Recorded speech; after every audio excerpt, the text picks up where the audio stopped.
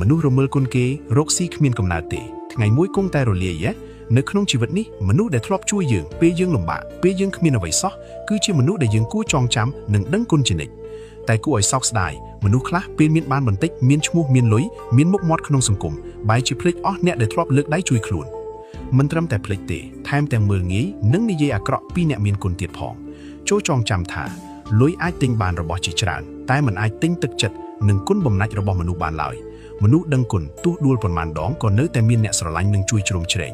តែមនុស្សរមើលគុណទោះឡើងខ្ពស់ប៉ុណ្ណាក៏គ្មានអ្នកគោរពពីចិត្តពិតដែរកម្មផលមិនចាំបាច់រងចាំដល់ជាតិក្រោយទេអ្នកដែលភ្លេចគុណគេបោកទឹកចិត្តគេឬធ្វើបាបអ្នកមានគុណថ្ងៃមួយអ្វីៗដែលខំសាងអាចនឹងរលាយបាត់ទៅវិញដោយមិនដឹងខ្លួន